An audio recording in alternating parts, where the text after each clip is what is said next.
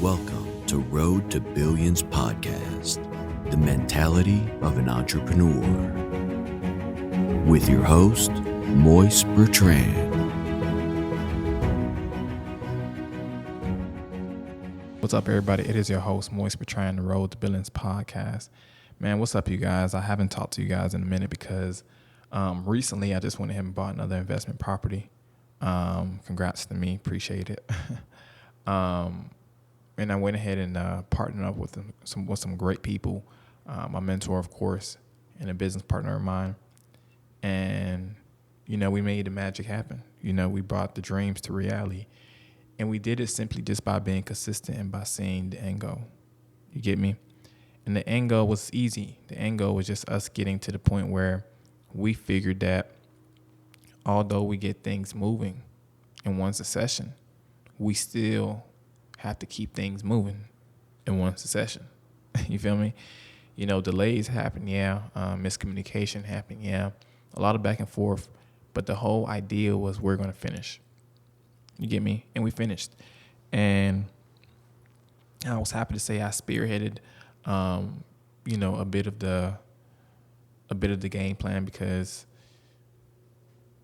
real estate is one of those things where people really sleep on. And I didn't really know the benefits of real estate until I actually got into real estate, if that makes sense. Like, I didn't know money could be made like that until I seen the money made.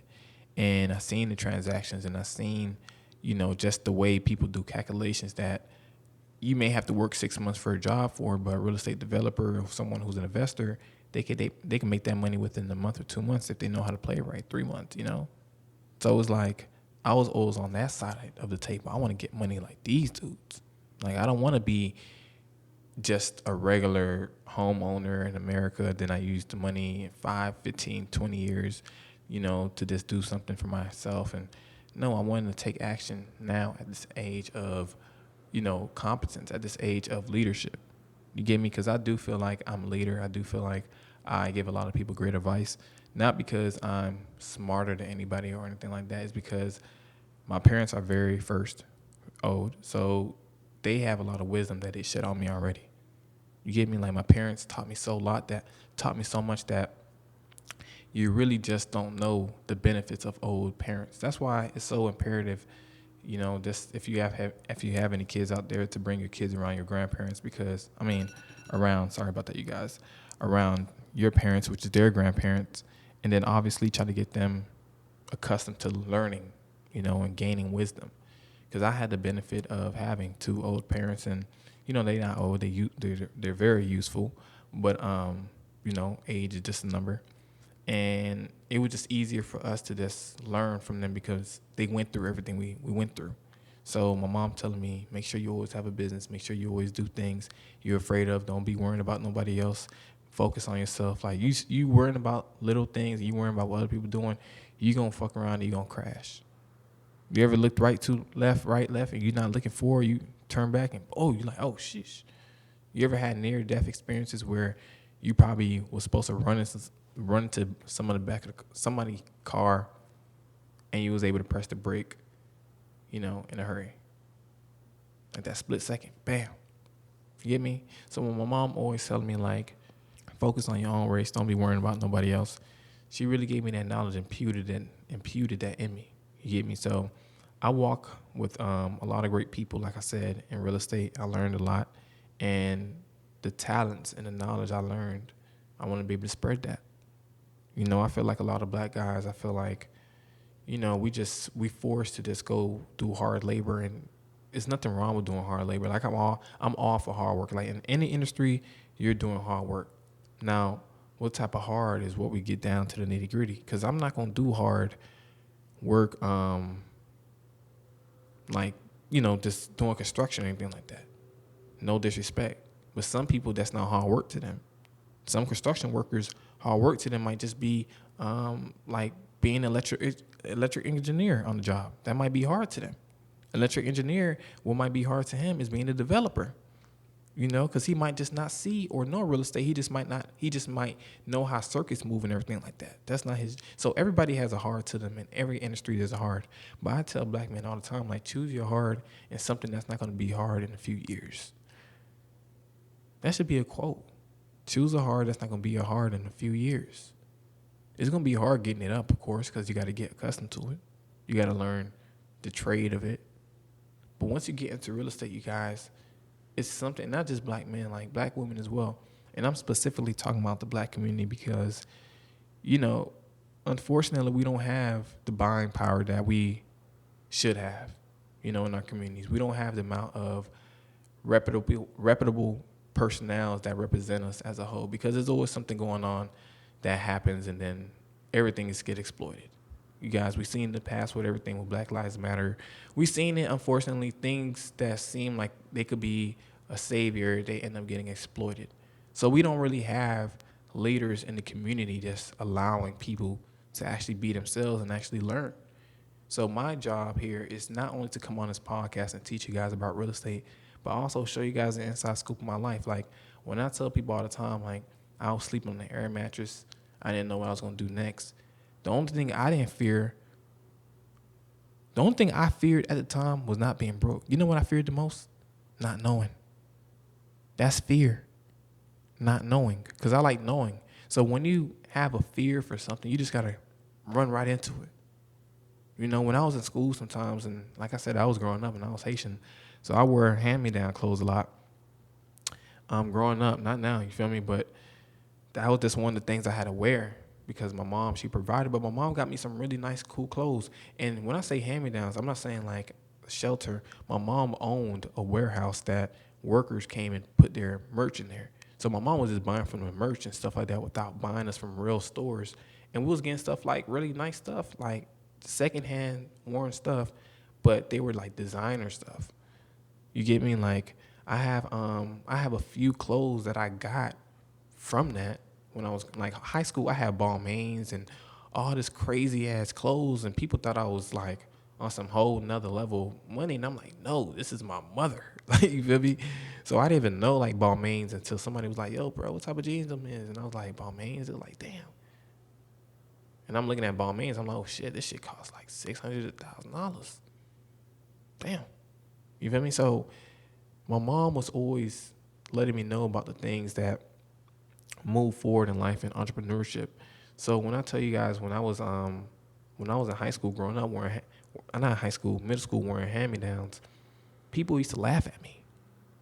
You get me? Laugh at me. Ha, ha, ha, ha, ha. He broke.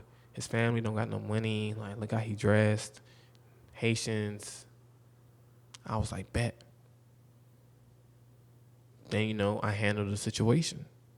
I handled everybody who talks shit about me. There's not one person today that could say Moist didn't handle what was said about him. Because the minute I feel like someone is threatening me, I remove myself from the situation. If this threat is being escalated, then we handle it. You get me? But I was at a point of school where my environment was causing me stress. And I was like, you know what? When I start getting some money, I'm not going to shit on you guys, because you guys don't know tables turn all the time. And I was ready for my tables to be turned. You get me? Like, a lot of those people who did me wrong and stuff like that growing up, they reach out to me for help, and I don't like dismiss them, because that's what a king does. You feel me? Like, you know how somebody, they so ashamed to come back to you for help, but the only way for them to ask you is by apologizing and stuff and trying to be in good grace. I already feel the desperation energy. You get me? But I'm not going to treat you as a person who did me wrong.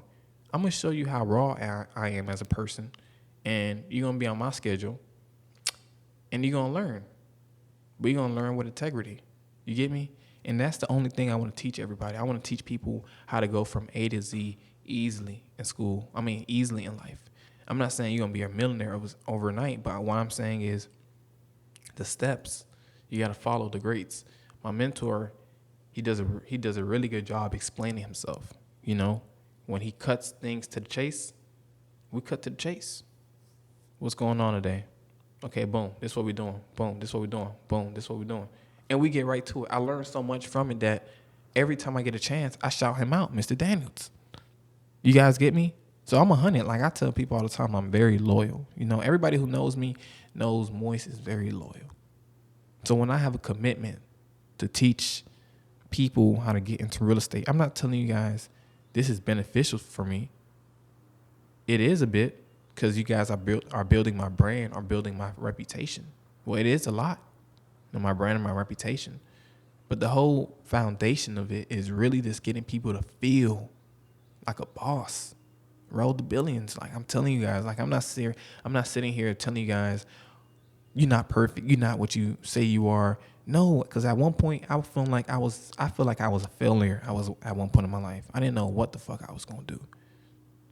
Shit, that still goes on every day sometimes. Like, sometimes I'm like, what the fuck? Like, our interests are always changing every so often, every years. And, a person like me, I'm very mutable in every industry. I feel like I could adapt and learn in the industry, and I could thrive in it. If I want to do something, I could go do it, and it's not going to be hard as me. It's going to put some work in, but eventually I'm going to learn it, So the same things about real estate. It's a craft. It's like playing tennis. Once you get the hobby of balance, moving your feet, being in alignment and rhythm with the ball, people watching the ball may say, this shit fast as fuck. But the person who's playing tennis, we see the ball already. We actually see the ball hitting our racket.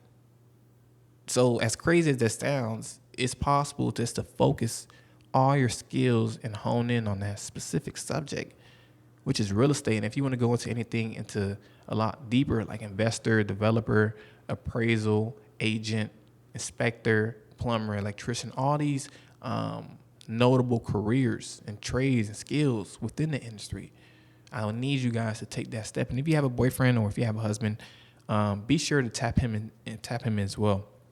For the women, I want you to give you guys a bit of gem as well. You guys have the most precious voices in the room. You guys have the most precious faces in the room, and you guys have the softest auras. When you come around guys, you got to be able to tell yourself, I'm not intimidated by any guy because I'm doing the same thing he's just doing. I'm just in a different body. And then the way you allow people to not be intimidated, because you may have guys who feel like you're going to outwork them, right? You might have a guy who may not want to put you on. He might just want to make you try to work from him, and you may not want that, but you don't want to tell him that without telling him that.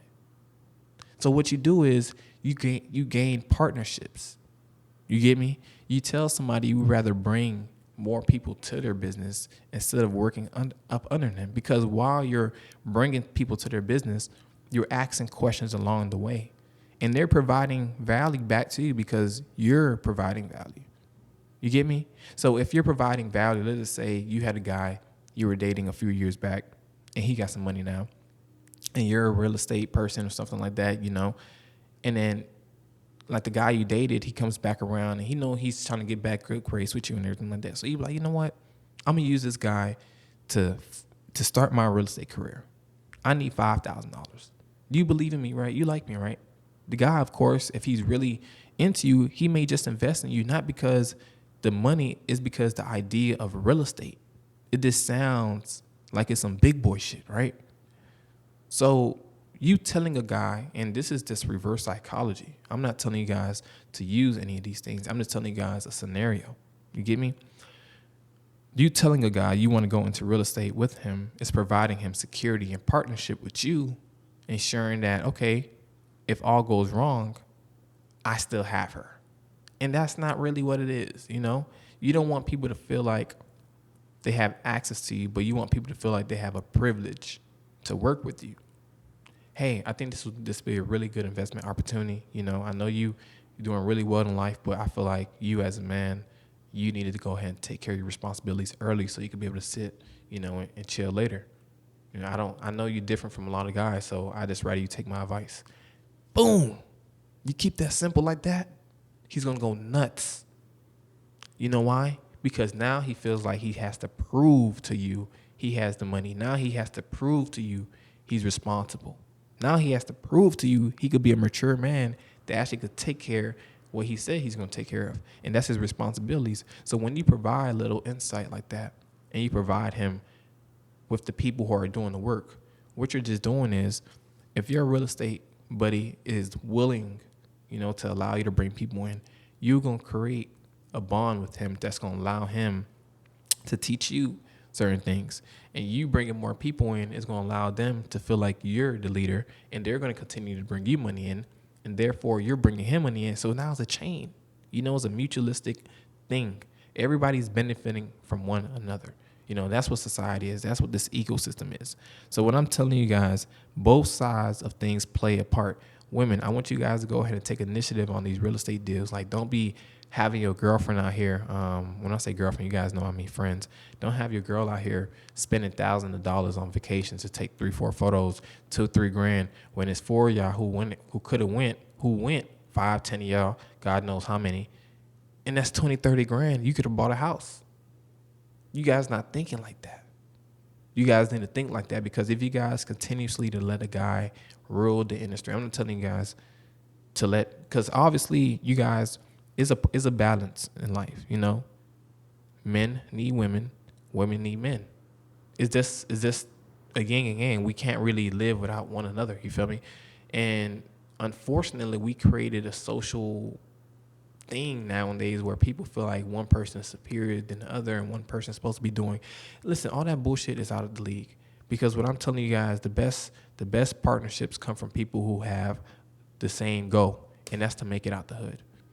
You want to make some money, right? I want to make some money. How can we make some money together? You get me?